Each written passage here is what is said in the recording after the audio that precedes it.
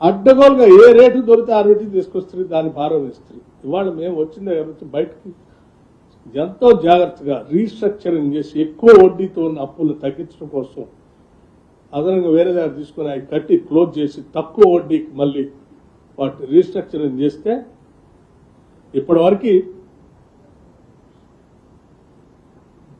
34,058 కోట్లు కట్టాల్సినటువంటి అవసరాన్ని కేవలం 11,000కే కుదిర్చాం, వడ్డీ తగ్గించి. 2031-32 2025-26 మొదలుపెట్టినటువంటి రీస్ట్రక్చరింగ్ 2031-32 కల్లా కట్టాల్సిన 34,058 కోట్లని కేవలం 11,915 కోట్లకు తగ్గించాం బై వే ఆఫ్ రీస్ట్రక్చరింగ్.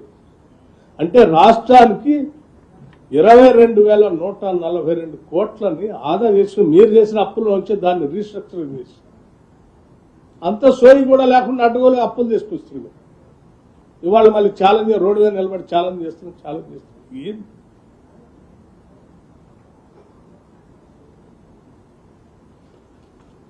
మళ్ళీ నేను ఛాలెంజ్ చేసిన ఆయన రాలేదు, ఈయన రాలేదు. రెండో అంశం, రాష్ట్రానికి సంబంధించి తెలంగాణ రాష్ట్రానికి సంబంధించినంత వరకు సింగరేణి కాలనీస్ ప్రభుత్వ రంగ సంస్థ. ఆ సంస్థ ఆస్తులు, వనరులు, అక్కడ పనిచేసే ఉద్యోగస్తులు అందరూ ఈ రాష్ట్రానికి సంబంధించిన ఆస్తులు. పొద్దు లేస్తే సాయంత్రం దాకా రోజుకు ఒక దగ్గర పోయి సింగరేణి మీద అబద్ధాలు పోగేసి ప్రచారం చేసుకుంటూ పోతా ఉంటారు. ఎవరిని నష్టపరుద్దామని నేను సూటిగా అడుగుతా ఉన్నాను కేసీఆర్ గారు. లెక్కలతో సహా 2014 నుంచి 2023 వరకు ఈ రాష్ట్రంలో ఉన్నటువంటి కోల్ బ్లాక్స్ సంబంధించి ఈ రాష్ట్రంలో ఉన్న థర్మల్ పవర్ ప్రాజెక్ట్స్కి లేకపోతే బయట ఉన్నటువంటి థర్మల్ పవర్ ప్రాజెక్ట్స్కి అమ్ముకోవటానికి పనికొచ్చేటువంటి ఉపయోగపడే సింగరేణి కోల్ బ్లాక్స్ సంబంధించిన కోల్ని ఈ 10 సంవత్సరాల్లో ఆ కోల్ బ్లాక్స్ని పెంచడానికి ఒక్క చిన్న ప్రయత్నం అయినా మీరు చేశారా? అదనంగా ఒక కోల్ బ్లాక్ని యాడ్ చేశారా? ఉన్న థర్మల్ పవర్ ప్రాజెక్ట్స్ నడవటానికి ఉన్న కోల్ బ్లాక్స్ కోల్ మైనింగ్ అయితే ఉంటే కొన్ని మూసుకుంటూ వస్తారు. మూసుకుంటూ వచ్చినటువంటి వాటి కొత్త ఓపెన్ చేసి మళ్ళీ వాటికి సరిపోయేటట్టుగా ప్రొడక్షన్ అందించే పరిస్థితి చేసుకోవాలి. ఎవరైనా ప్లాన్ చేసుకుంటారు. 10 ఏళ్లలో ఉన్న థర్మల్ పవర్ ప్రాజెక్ట్స్కి అదనంగా ఏమన్నా కొత్తగా కోల్ బ్లాక్స్ మీరు యాడ్ చేశారా? 10 సంవత్సరాలు చేయలేదు కదా. కానీ కొన్ని బ్లాక్స్ మాత్రం కోల్ అయిపోయి క్లోజ్ చేశారు కదా. కనీసం క్లోజ్ చేసినటువంటి వాటికైనా మీరు ఇంకో కొత్త యాడ్ చేశారంటే చేయలేదు. అవి చేయకపోగా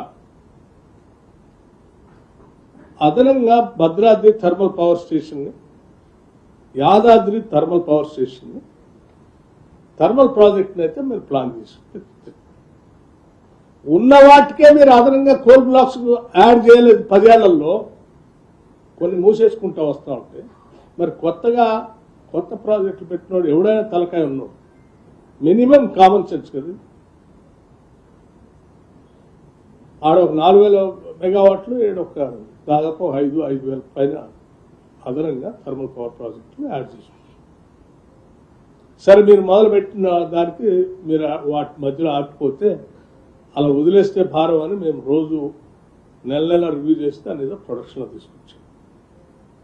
తీసుకొచ్చిన దాన్ని ఏమన్నా కోల్ బ్లాక్ అదనంగా మీరు ఏమన్నా సింగరేణి కాలనీస్ ద్వారా దీనికి అటాచ్ చేశారా, యాడ్ చేశారా అంటే చేయలేదే.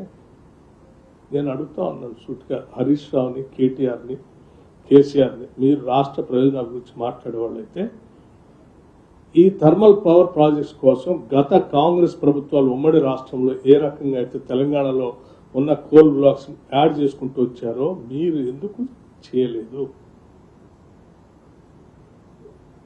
ఉన్న వాటి కోసం యాడ్ చేయలేదు. పోనీ ఆ భారతీయ జనతా పార్టీ సంబంధించిన కేంద్ర ప్రభుత్వం ఆక్షన్ చేస్తా అంటే ఆ ఆక్షన్లోనైనా పార్టిసిపేట్ చేసి తీసుకొచ్చి యాడ్ చేస్తారంటే అవి చేయలేదు. మరి మీరు ఆక్షన్లో పార్టిసిపేట్ చేసి బ్లాక్ని యాడ్ చేయరు. కొత్త ఓపెన్